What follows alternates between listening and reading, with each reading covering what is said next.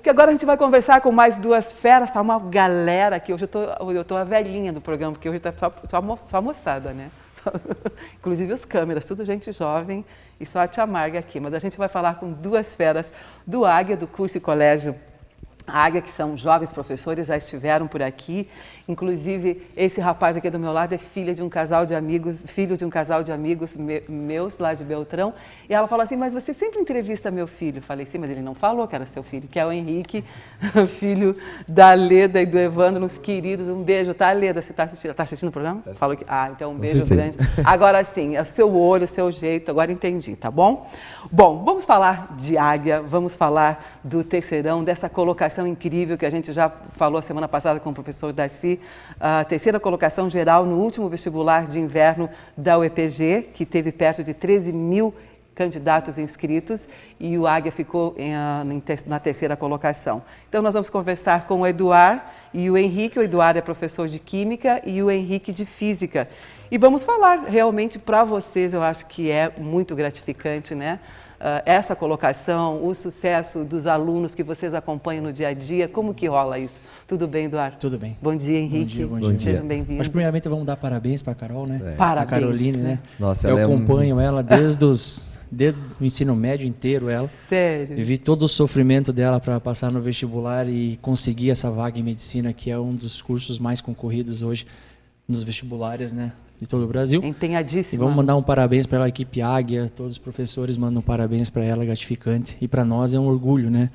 E ela se esforçou muito mesmo. E que serve de motivação e de exemplo para todos os colegas, né? Com certeza. O empenho, a vontade. E ela tem uma coisa que é bem curiosa, sabe? Ela passou no vestibular agora do RPG, a faculdade dela, né? O curso começa só na metade do ano que vem, porque ela fez o vestibular agora de inverno, né? E eu estava conversando com ela essa semana nos corredores do cursinho, e eu falei, pô, mas o que você está fazendo aqui? Tu já passou, né? Qual é que é? Daí ela falou assim, professor, eu demorei tanto para conseguir passar, agora que eu já tenho potencial para passar, que eu consegui passar, pô, eu vou estudar mais meio ano e vou tentar outros vestibulares, uma dessa eu consigo uma outra faculdade que é melhor do que a Universidade de Ponta Grossa, eu consigo uma Federal do Paraná, ou talvez uma Federal do Rio Grande do Sul. Então ela...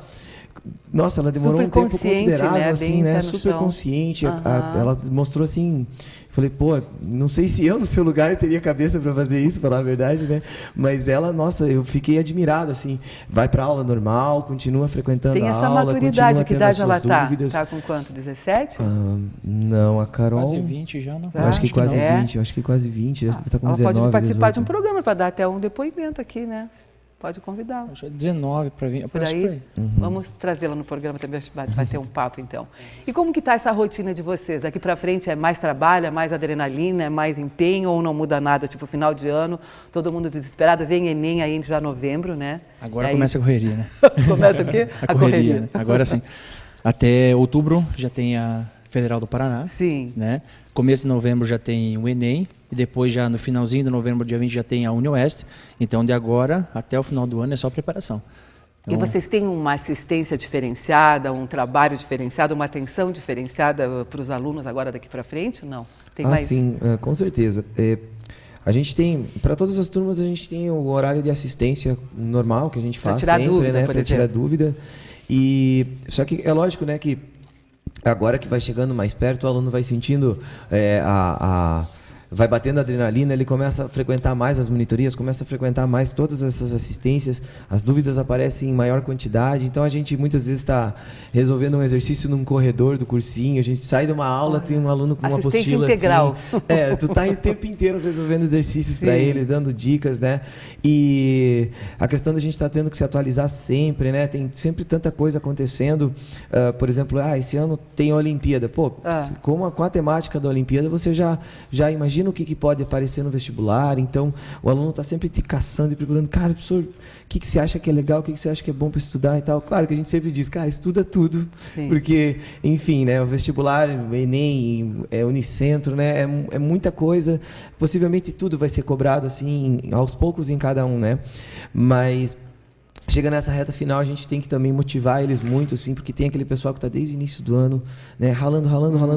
Chega aquele metade do ano, dá aquela canseira, né, física, aquelas fériasinhas de meio de ano são necessárias, aquela pausa assim rápida, né? E a gente tem um trabalho às vezes muito maior em questões de motivação para quem está lá no início do ano, né? E para quem está entrando, que começa a fazer o semi na segunda metade do ano, a gente entra, né, principalmente trabalhando com parte de conteúdo, incentivando eles virem às monitorias, às assistências. Às vezes o aluno tem uma dificuldade com relação ao horário, tem que fazer um esforço extra para conseguir aí, né? Mas esse é o nosso diferencial, né? Além de todas as aulas que a gente tem matutinas, tem as aulas vespertinas, tanto de parte de laboratórios, de parte de monitorias, de plantões, tirar dúvidas. E nós estamos sempre dispostos com os alunos a tirar todas as dúvidas deles. E o nosso trabalho é esse, né? A nossa profissão e vocês enfrentam tipo 200 alunos num cursinho, numa sala de cursinho, né? Tem um outro ponto também, que todos os sábados também a gente faz aulas dentro de temáticas diferentes. Então, existe um calendário que é feito sempre no início do semestre, em que existe nosso cronograma normal, existem as monitorias. De conteúdos, e aí, nos sábados, vai ter um aulão com o Henrique de 3h30, esse aulão vai ser numa temática X.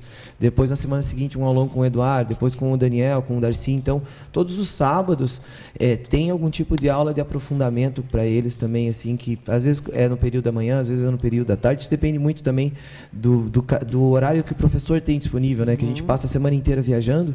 Então, o professor que vai estar lá em Cascavel na sexta-noite tem que se deslocar para cá para fazer um aulão no sábado. Daí, joga essa aula para o sábado de tarde. Ou então, o professor que é aqui perto, ele vai fazer essa aula no sábado. Então, ele faz sábado de manhã. Tem que funcionar essa logística aí. Exatamente. Então, esse horário ele é mais assim solto. É um horário mais solto, né? Mas sempre tem. Assim, acho que desde o início do ano não passou um sábado que o aluno não teve uma oportunidade de ir lá fazer um aprofundamento, fazer uma biologia aprofundada, uma física aprofundada, uma revisão, às vezes é uma aula de básica. Você vamos fazer uma física básica para o aluno ter aquela introdução, para ele conseguir trabalhar legal, assim, né? Porque tem aquela mística de tipo assim, química, física e matemática, que são as matérias que dá um pouco mais de medo, de insegurança. E como que o aluno deve se comportar neste momento? De repente o Eduardo pode falar. Com certeza. Além de ter toda essa parte de aula, de atendimento, de tudo. A parte da química, física e matemática, muitos alunos têm uma grande dificuldade, né? Nós trabalhamos a parte da sala de aula e depois o aluno tem que fazer muito exercício e depois tem os plantões tira dúvidas, né? Para que os alunos tenham acompanhamento. Tem os plantões tira dúvidas em horários definidos durante a semana. Então todas as semanas nós chamamos de monitorias, né? Tem as monitorias de física, de química e de matemática. 1 hora, 1h30. E depois, muitas vezes, por exemplo, eu tenho plantão tira dúvidas, eu começo às 5 horas da tarde até às 6. Eu chegava no plantão tira dúvidas e saí 7h30 da noite.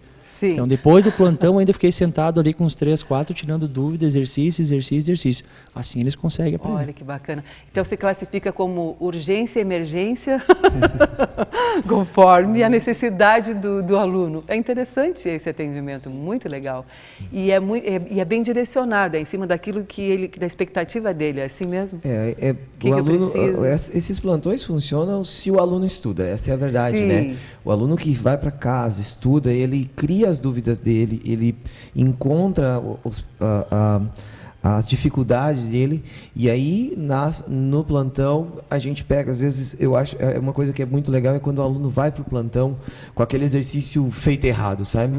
Aquele exercício que ele cometeu um erro aqui ou lá, e aí você vai tirar dúvida individualmente com o aluno pós-plantão, ou você vai fazer tira dúvida num corredor, você olha para a resolução dele e fala, cara, foi aqui, foi nesse ponto que você errou. Foi essa interpretação que você fez errada. Então, você consegue diagnosticar melhor o aluno e ele mesmo encontrar um ponto do erro dele. Porque, às vezes, ele sabe o conceito, ele sabe a equação, ele sabe como que deve ser usada. Mas aí, em algum momento da interpretação da questão, ele colocou um fatorzinho pequeno errado, um sinal invertido, e aí ele erra. Então, é legal esse tipo de plantão, porque você consegue diagnosticar para o aluno, e aí, quando a gente encontra o erro, a gente fala, cara, você errou aqui, você tem que pensar desse jeito, assim, beleza? Eu claro. Então, você esclarece a coisa para o aluno, né? Encontrando pontualmente o problema dele, né? Isso que é uma coisa interessante. Sensacional. Né? Inclusive, existe essa comparação das diferenças de vestibular, por exemplo, para o Enem, né, professor? O aluno está entendendo isso? Ele percebe Sim, essa diferença? na verdade, hoje, o Enem mudou muito dos últimos 10 anos. Hoje, a cobrança do Enem está praticamente igualada, vamos dizer assim, as questões não são mais questões interpretativas, então você tem que ter o conteúdo teórico de sala de aula. Né? No meu tempo, né, vamos dizer assim, faz um pouquinho já, né? No meu tempo é bom, tá? No meu tempo. Quando eu fiz Enem, as questões eram muito mais interpretativas, interpretação de textos. O Enem, ele não era tão cobrado. Hoje, como o Enem ele é pré-requisito já para muitas universidades, para entrada nas universidades, ele está se tornando uma prova de classificação de nível bom, né? Comparadas com vestibulares. E é lógico, tem vestibulares mais difíceis, tem vestibulares mais fáceis, aí depende também muitas vezes da concorrência, né? Que é um vestibular difícil, né? Muitas vezes é a concorrência e por aí vai, né? Torna mais difícil. Olha, a gente sabe da batalha de vocês, do empenho, a gente deseja sempre super sucesso, né? Nessas visitas de vocês sempre aqui, que a gente esclarece um monte. A gente sabe que a galera, a família toda em casa fica assistindo, isso é muito gratificante, muito bom. Vocês serão sempre bem-vindos, sucesso nessa empreitada aí de final de ano, muita energia, né, para vocês. Né? A profissão de professor suga muita energia. Com certeza. Todos os dias renovando a energia, haja pique. Todos os dias nós estamos em cima preparando aula, debatendo com o aluno, conversando com o aluno. São colocados à prova o tempo todo. Às vezes eu estou no domingo lá, daqui a pouco vem um WhatsApp lá, o aluno tirando dúvida, a gente manda de volta a dúvida. Mas é o plantão 24 horas? É assim mesmo que funciona. Mas é gratificante para nós, né? Perfeito. Por exemplo, quando a gente olha a Carol ali, por exemplo, passou agora terceiro lugar geral, isso é muito gratificante. Muito. Isso para nós, todos os professores, a equipe Águia, isso aí é sensacional. Eu já cheguei, por exemplo, a gente acaba criando uma amizade com alguns alunos, né? Você cria uma amizade com eles, você convive com ele. O aluno depois que passou, ele liga para a gente. Legal, isso é gratificante. Obrigado, professor. Obrigado por ser um professor. Obrigado por me ajudar. Obrigado por você estar presente e fazer o exercício comigo e estar naquela hora lá. E lá no final, você sente aquele orgulho, gratificação. E isso acontece com todos os professores, acontece com toda a equipe Águia, na verdade. E, na verdade, isso agora, por exemplo, nós estamos o terceiro lugar geral, isso só nos dá a resposta que esse é o caminho, né? É o caminho certo. Então, nós estamos no caminho certo.